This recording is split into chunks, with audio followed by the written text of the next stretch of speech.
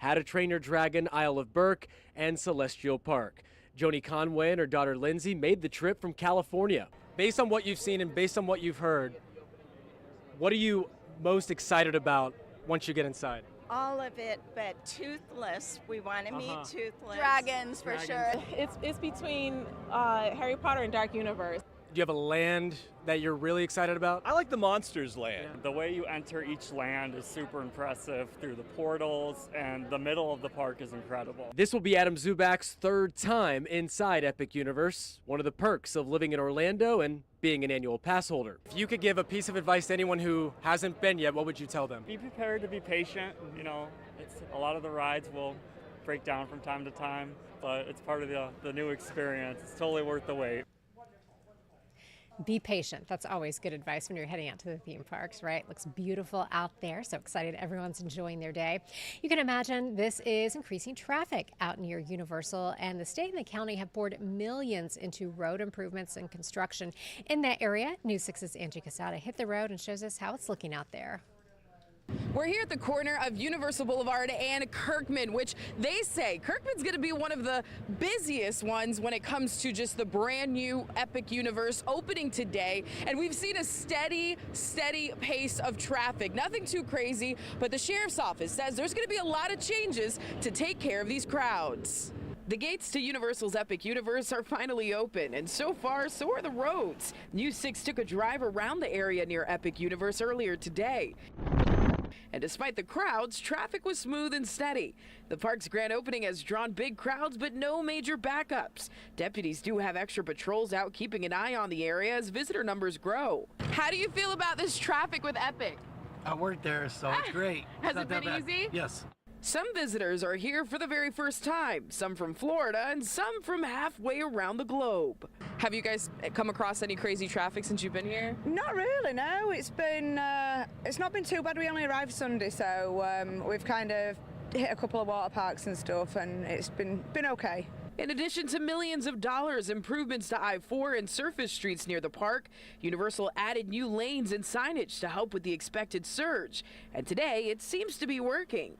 Again, deputies say there's going to be extra patrols, so plan ahead and just give yourself some extra commute time, not only today, but for the rest of the week, because Epic Universe is here. Reporting not too far from the park, Angie Casada, News 6. And we will have coverage throughout the day from Epic Universe and all the excitement going on out there. I'm glad the weather's holding up. We may be dodging a few showers out there later today.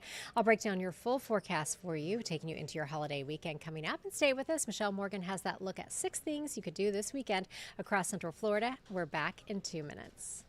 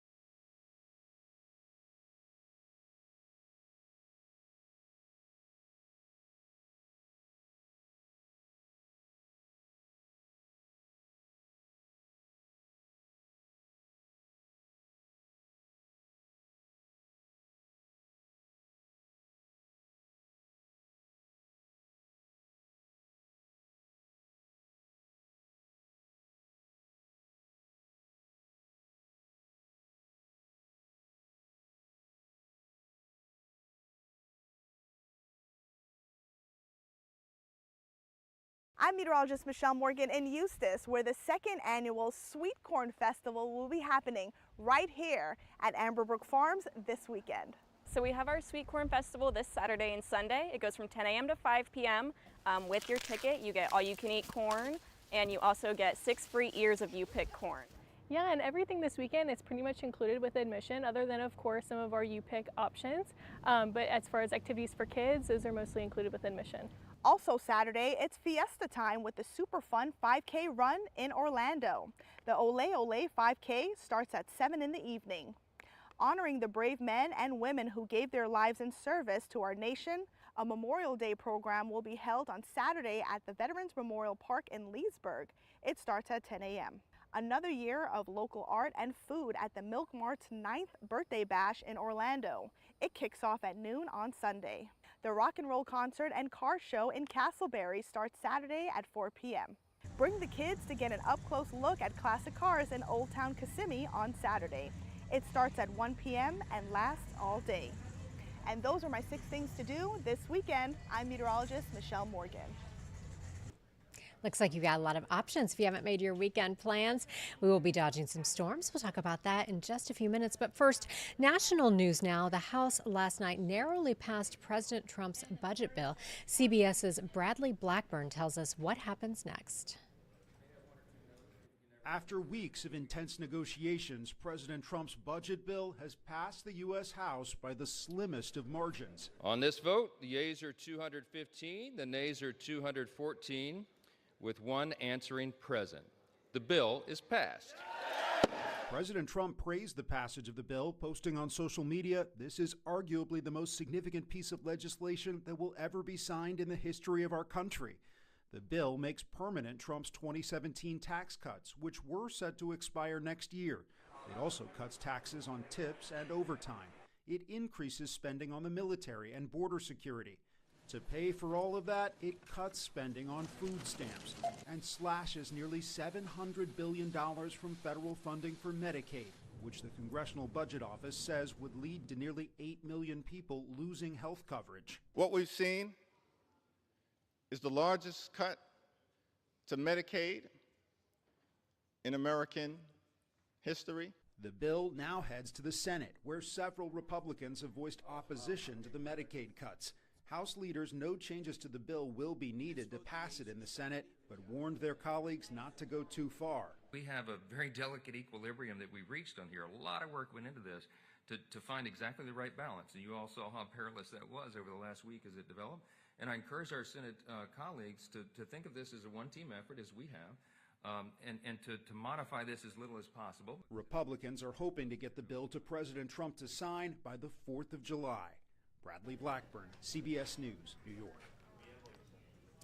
Taking you now to Lake County, where if you've spent much time in Lake County, you know it's so beautiful and peaceful, and a lot of neighbors there tell us they moved there for that nice, quiet lifestyle. But now people in Groveland are saying that quiet lifestyle is being ruined by damaged cars and a lot of loud noise. As News 6 anchor Matt Austin shows us, they say this is all because of drag racing. They tell us lives are at risk, and they have video to prove it. On a quiet rural road in Groveland, I was heading home from work probably about 5 o'clock. Patrick Borsey almost didn't make it home. 2 cars careening side by side down 2-lane Bay Lake Road split at the last possible moment, sparing Patrick's life on Good Friday of last year. It was like time froze. All I could remember was I was just pumping the brakes and holding the steering wheel as steady as I could hold it. And luckily I didn't go to the left or the right. This near-death experience is only a glimpse of a much larger problem, according to worried neighbors. Nobody does 55, they do 75 to 80. If you're doing 50 or 55, they're mad at you. Bruce Waters' camera caught the near miss. It also saw this. Weekend racing. Exotic cars using this rural road as a drag strip. Do you guys feel like you've been forgotten? We have been forgotten. You know, Southern Lake County, South Lake County, we're not given the consideration we should. April Jones lives off Empire Church Road. It's a windy, narrow path, like Bay Lake, now used to avoid the busy traffic of downtown Groveland. I have lost countless mirrors, been run off the road. I've lost tires. I've lost rims, sustained so much damage to my vehicles. Lake County Sheriff's Office tells me since 2020, there have been 67 crashes on Bay Lake, Empire Church, and Lake Erie combined. 17 resulted in possible injuries. 46 reckless driving complaints have been filed too. They've done hundreds of traffic stops on those particular roadways in the last few years. I spoke with the Lake County Sheriff's Office about the area. What are deputies seeing when they're in that area patrolling and seeing what people are doing on the roads? There's a lot of distracted drivers and a lot of excessive speeds. Neighbors tell me they would like to see more patrols on these roads to catch speeders and signs to keep big trucks off their little streets. Congestion is horrible. So much building, construction going on, and they're really doing nothing to address the road situations. We're entitled to safe roads just like anyone else is. We pay our taxes and we do everything that we're supposed to do. We should have safe roads, and they're not safe.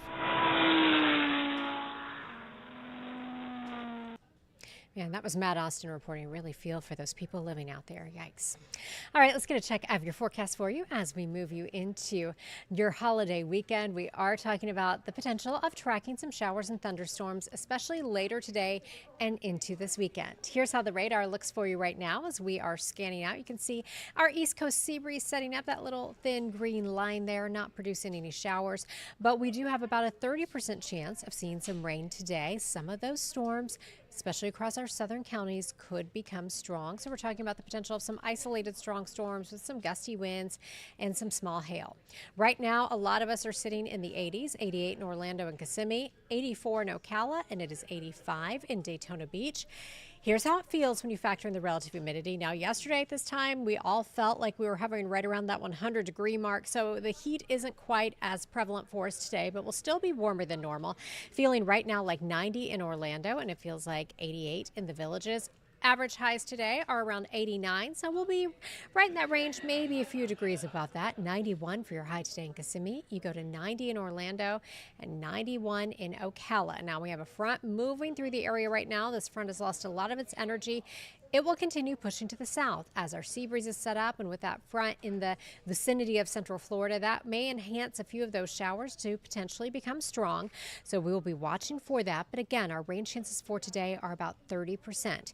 Here's how it looks as we stop the clock for you at 8 o'clock. We're looking at that potential of some heavier rain and some stronger storms at times. Even around midnight, I think we could still see a few lingering showers through the overnight hours. And then during the day tomorrow, again, we're talking about rain chances at 30%. As we move into your holiday weekend. So we go into the low 90s both today and tomorrow. By Saturday, we go up to 95 degrees, tracking a 20% chance of showers Saturday and Sunday. Now we are bumping that up Monday and Tuesday, so we could see some isolated strong storms as well, with our highs staying above normal every single day. Overnight lows will stay in the low 70s. We'll talk much more about your full weekend forecast, break all that down for you, and track any storms for you coming up on News 6 at 4. Thank you so much for spending some time with us today on News 6 Extra. We do appreciate it. We'll, of course, be keeping you up to date throughout the day with your news and weather right here on News 6 Plus, and I will see you at 4.